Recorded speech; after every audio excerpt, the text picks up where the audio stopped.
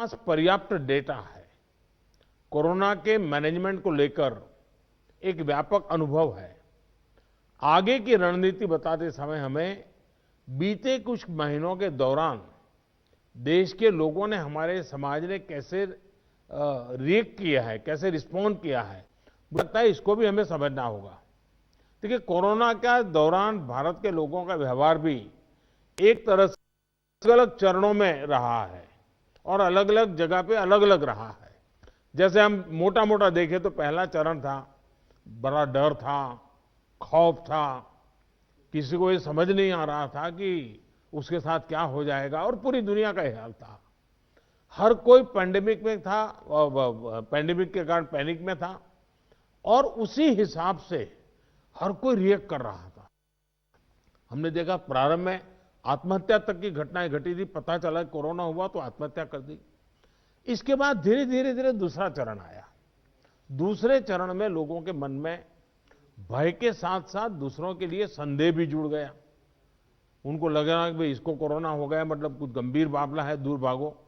एक प्रकार से घर में से भी नफरत का माहौल बन गया, और बीमारी की वजह से समाज में कटने का डर लोगों को लगने लगा। इस कारण कोरोना के बाद कई लोग संक्रमण को छिपाने लगे। उनको लगा कि ये तो बताना नहीं चाहिए, कुछ समाज में मैं कट जाऊंगा। अब उसमें से भी हम धीरे धीरे समझे लोग बाहर आए। तीसरा चरण शुरू हुआ, और तीसरे चरण में लोग काफी हद तक संभलने लगे। अब संक्रमण को स्वीकारने के लगे और अनाउंस भी करने लगे, भाई मुझे तकलीफ है, मैं आइसोलेट कर रहा हूं, मैं क्वारंटाइन कर रहा हूं, आप भी करिए।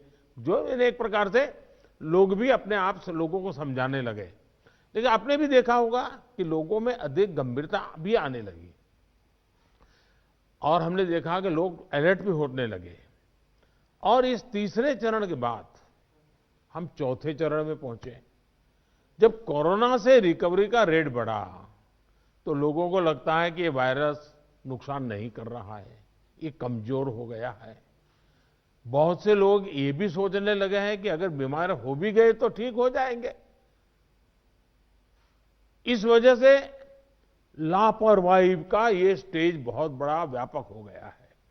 और इसीलिए मैंने हमारे त्योहारों की शुरुआत में ही स्पेशली राष्ट्र के नाम संदेश दे करके सबको हाथ जोड़ करके प्रार्थना की थी कि भाई ढिलाई मत बरतिए, क्योंकि कोई वैक्सीन नहीं है, दवाई नहीं है, हमारे पास एक ही रास्ता बचा है, हम हर एक को कैसे अपने अपने आप बचाएं।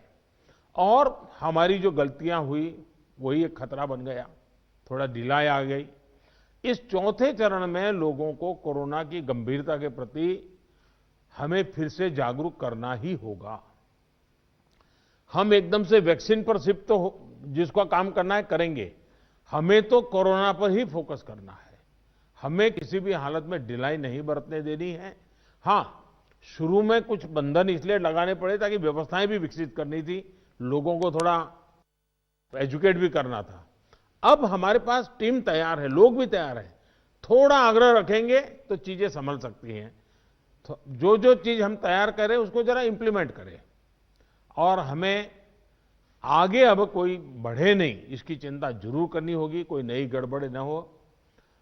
आपदा के गहरे समंदर से हम निकले हैं, ये हम मान के चले। इतना बड़ा देश, दुनिया मानती थी कि भारत तो नहीं संभल पाएगा। आपदा के गहरे समंदर से हम निकलकर हम किनारे की तरफ बढ़ रहे हैं। हम सभी के साथ वो पुरानी जो एक शेर शायरी चलती है, ऐसा ना हो जाए कि हमारी किश्ती भी वहां डूबी जहां पानी कम था।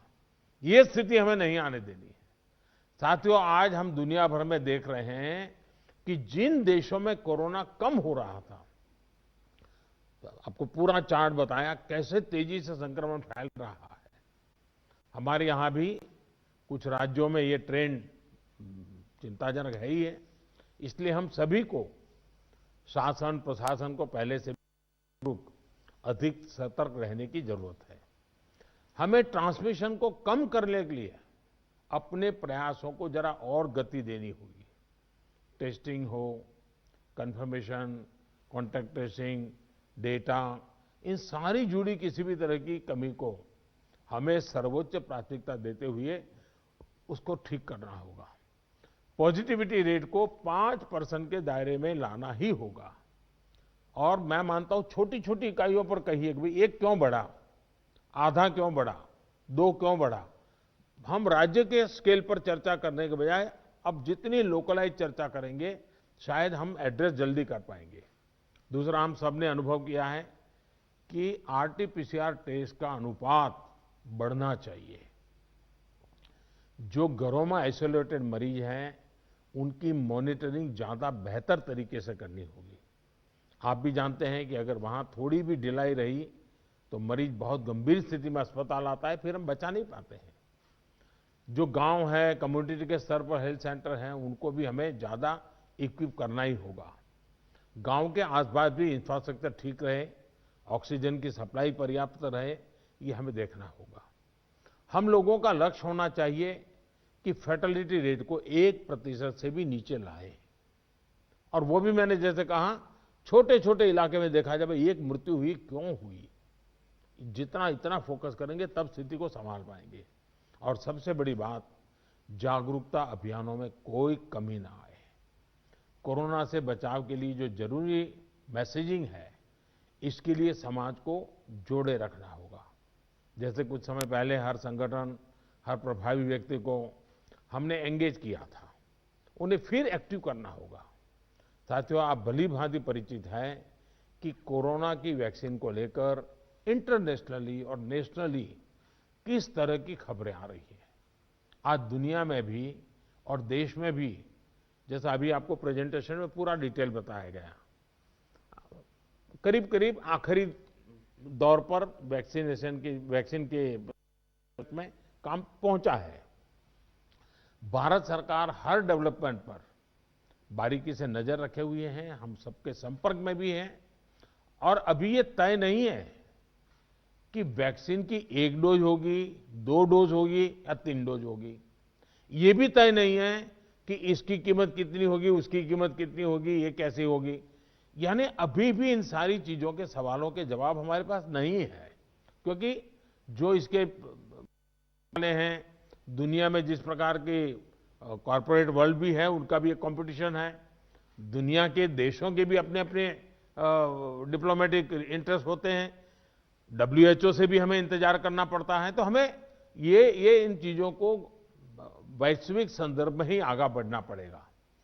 हम इंडियन डेवलपर्स और मैन्युफैक्चरर के साथ भी हमारी जो भी टीम काम कर रही है पूरी तरह संपर्क में है।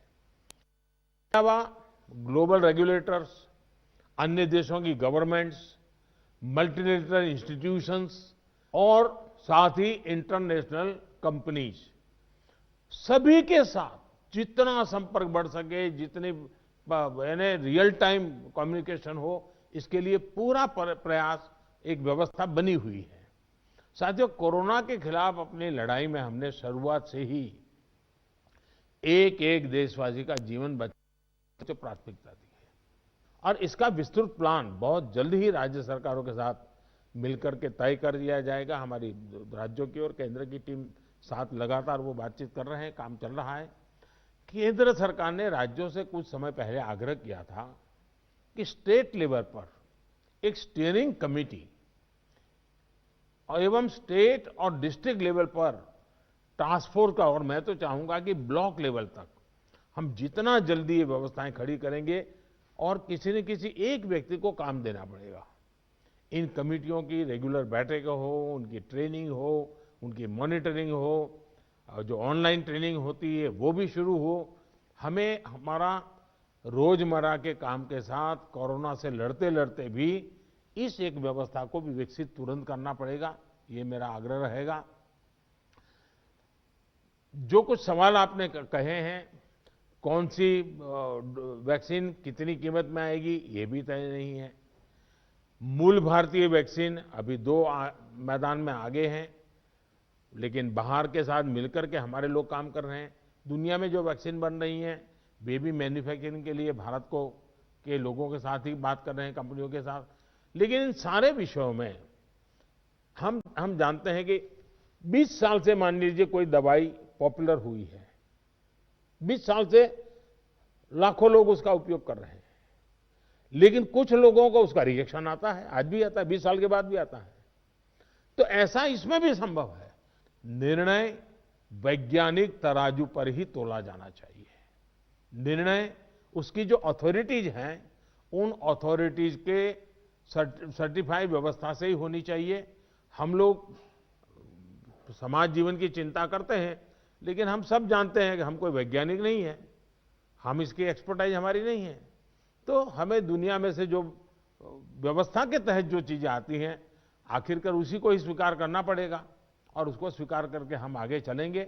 लेकिन मैं आपसे आग्रह करूंगा कि आप के मन में जो योजना हो, खास करके वैक्सीन के संबंध में, किस प्रकार से आप डिलीवरी नीचे तक ले जाएंगे, आप जितना जल्दी बहुत डिटेल प्लान करके लिख करके भेजेंगे तो निर्णय करने में सुविधा होगी। और आपके विचारों का ताकत इसमें बहुत है।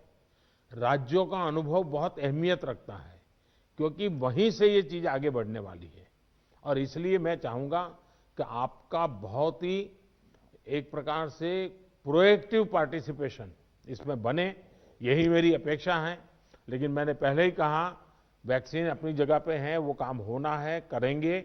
लेकिन कोरोना की लड़ाई जरा भी ढीली नहीं पड़नी चाहिए, थोड़ा सा भी ढिलास नहीं आनी चाहिए। यही मेरी आप सबसे रिक्वेस्ट है। आज मेरी तमिलनाडु और पुडुचेरी के मुख्यमंत्रियों से बात करने का मुझे अवसर मिला। आंध्र से मैं फोन नहीं कर पाया था सुबह। एक साइक्लोन हमारे पूर्वी तट पे एक्टिव हुआ है। वो कल शायद तमिलनाडु, पुडुचेरी और आंध्र का कुछ हिस्सा वहाँ पर आगे बढ़ रहा है। और सारी भारत सरकार की टीमें बहुत एक्टिव हैं, सब लोग गए हैं। मैंने आज 2 आदरणीय मुख्यमंत्री जी से बात की थी, आंध्र के मुख्यमंत्री जी से अभी इसके बाद बात करूंगा। लेकिन सबके लिए पूरी तरह भारत सरकार और राज्य सरकारें मिल करके, और पहला काम खाली करवाना, लोगों को बचाना, इस पर हमारा जोर रहे। फिर एक बार मैं आप सबका बहुत आभारी हूं, आप सबने समय निकाला। लेकिन मैं आग्रह करूंगा कि आप जल्दी से मुझे कुछ न कुछ जानकारियां भेजिए। धन्यवाद। सरकार दरेक मुद्दा पर नजर राखी रही है। वेक्सीनના કેટલા ડોઝ હશે તે હજુ ચોક્કસપણે નક્કી નથી, પણ રસીની કિંમત શું હશે તે પણ નક્કી નથી થઈ શક્યું। પણ એક વાત સ્પષ્ટ છે કે આગામી દિવસોમાં રાજ્ય અને કેન્દ્રની ટીમ સતત સંપર્કમાં રહેશે અને વેક્સિનને લઈને પણ મહત્વપૂર્ણ કામગીરી કરી રહી છે।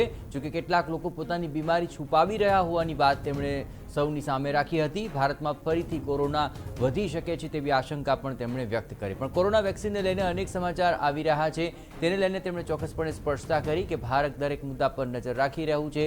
વેક્સિન ક્યારે આવશે, તેની કિંમત શું હશે તે હજુ સુધી નક્કી નથી, પરંતુ એક વાત સ્પષ્ટ છે કે વેક્સિનની અંદર ટ્રાયલની અંદર આ અમુક કંપનીઓ આગળ વધી રહી છે, તેની પર સરકાર નજર રાખી રહી છે।